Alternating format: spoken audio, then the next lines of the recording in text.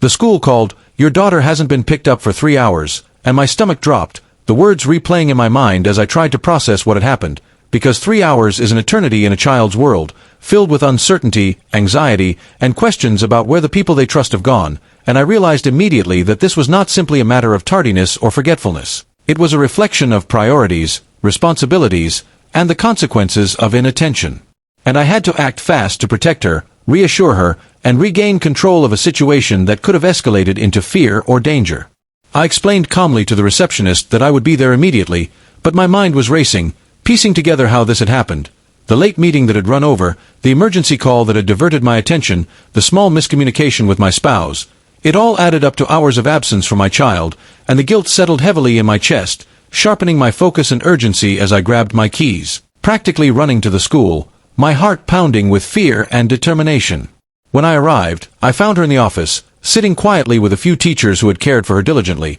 but her eyes filled with a mixture of confusion, worry, and the faintest hint of tears, and seeing her like that made the reality of my absence hit me harder than any reprimand or lecture ever could, because no professional advice, no schedule, and no excuse could replace the presence of a parent when a child needed reassurance and safety. I knelt beside her, taking her small hand in mine, and she immediately clung to me, her trust intact but fragile, and I whispered that I was sorry, that I had been delayed, and that I would always do my best to make sure she never felt abandoned or alone. And in that moment, I realized that being a parent is about more than schedules, responsibilities, and obligations. It's about presence, attention, and the unwavering assurance that someone will always be there to protect, comfort, and guide them through uncertainty. Over the next few hours, as we drove home and I reflected on the incident, I made a silent promise to myself to rearrange my priorities, delegate work differently, and ensure that my daughter's emotional and physical needs would never be compromised again, because children may forgive small mistakes, but they also internalize the lessons of presence and reliability,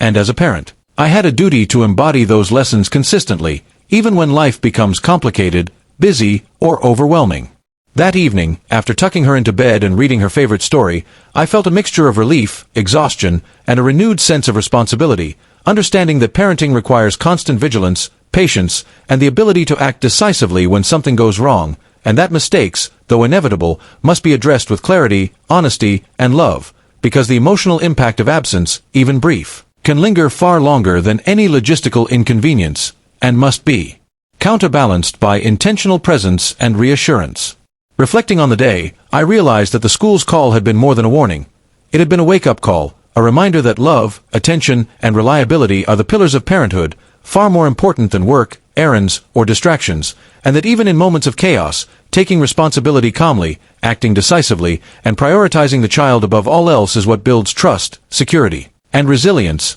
leaving my daughter not only physically safe but emotionally grounded, and reminding me that being a parent is not defined by perfection, but by presence, accountability, and the unwavering commitment to ensure that when a child calls, someone is always there to answer.